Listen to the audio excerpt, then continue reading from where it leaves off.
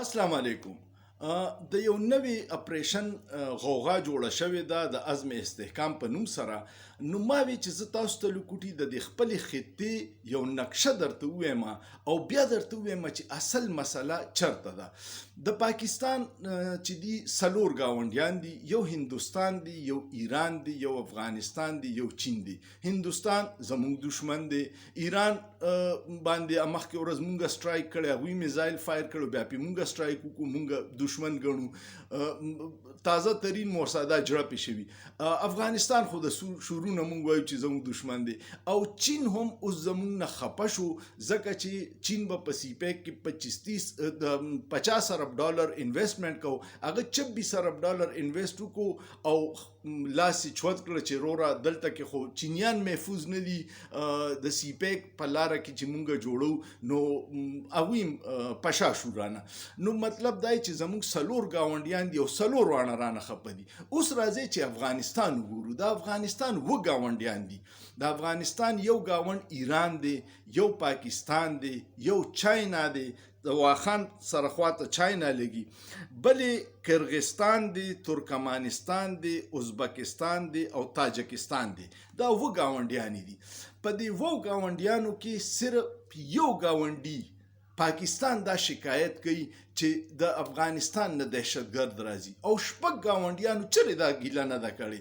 نه ایران کړې ده، نه چین کړې، نه کرغستان کړې، نه ترکمانستان کړې، نه تاجکستان کړې، نه ازبکستان کړې ده. د دې مطلب څه دی؟ او زموږ چې کوم څلور ګاونډیان دي، څلور واړه سره زموږ دشمني ده. د دې مطلب څه دی؟ د دې مطلب دا دی چې مسله زموږ په ریاستي پالیسیانو کې ده. ځکه چې وزیر دفاع په خپله دا منلي دي چې د افغانستان کې د روس خلاف چې کم جنگ ضیاء الحق شروع کړ، یو ډیر منافق ډیکټیټر، دا هغه د اسلام په نوم دا معاشره تباه کړې ده. هغه ډیکټیټر چې کم جنگ شروع کړ او بیا جنرال مشرف چې جاری ساتلی، دغه جنگ موږ د ډالرو دپاره کړی. لکه پاکستان د کرایې ټټو چې چا وله ډالرې ورکړي دي، نو هغه د هغه دپاره جنگ کړی دی. او د هغې جنگ نتیجه ده چې هغه پالیسیانې دومره خراب وي چې افغانیان دا ګڼي چې د پاکستانیانو لاسونه د افغانیانو په وینې څښا دي. نو دې خبره کې بیا حقیقت دی. دغه پالیسیانو د وجې دې وخت کې مونږ په خطه کې یو ملګري نشته. چین خفه دی، ایران سره مو ورانه ده، حالات کشیده دي. هندوستان ته خو مونږ وایو چې ازلي دشمن دی، او افغانستان هم دی. او د افغانستان و ګاونډیان دي او شپږ ته خوشحاله دي، یو مونږ ته خفه یو. نو مسله په افغانستان کې نه ده، زموږ په پالیسیانو کې ده. بیا مسله زه درته یو بله تاریخي ووایم. یو سړی ایمل کاسي، هغه په امریکا کې د سی آی ای په دفتر فایرنګ کړی، بیا را تښتېدلی. چې کله دلته کې د نواز شریف دور و، دی وزیر اعظم او اف بی آی هغه گرفتار کو، نواز شریف دی ولا ډولۍ ورکړه، او چې هلته لاړو نو د امریکې یو وکیل یو خبره کړې وه چې د پاکستانیانو دپاره د شرم وه، خو ډېره حقیقي خبره وه. هغه وی چې پاکستانیان د ډالر دپاره مور هم خرڅوي. اوس تاسو د حالاتو ته وګورئ چې موږ په کم ځای ولاړ یو. بیا یو د استحکام پاکستان اپریشن شروع کوي. دهشتګردۍ حمایت یو کس هم نه کوي. دهشتګردیان ناسور دي، ختمول پکار دي. خو دا سوچو که چې دهشتګرد جوړ شوي څنګه دي.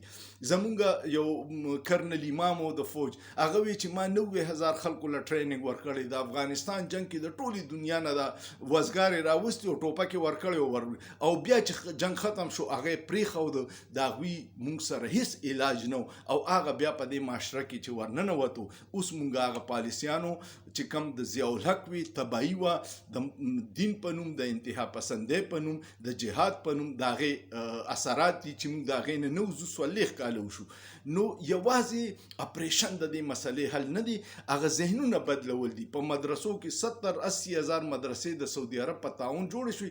سعودي عرب اوس د خپل نصاب نه د جهاد هغه آیاتونه سایډ ته کړه، هغوی امن طرف ته لاړه، او مونږ له دلته کې دا دومره جهادي تنظیمونه جوړ کړو. اوس مونږ له علاج نه راځي چې څه وکړو. سو پورې چې نیشنل ایکشن پلان کې 20 نکات پاغي عمل نه کیږي چې پای کې نصاب بدلول دي، ذهنونه بدلول دي، د فتوو د فیکټریانې بندول دي چې دا نه شوي. دا دهشتګردي صرف په ټوپک باندې نه ختمیږي. د خدای دپاره هر محب وطن پریشانه دی چې دنیا چرته ورسېده او موږ په جنګونو کې. دویمه خبره پکې دا ده چې صرف پښتانه ورته ښکاري. کلبوشن یادیو چې ونیولې شو هغه هندوستاني و او هندوستان هغه په میډیا ډېر وچلېدی چې د دهشتګردي کاروانې کولې.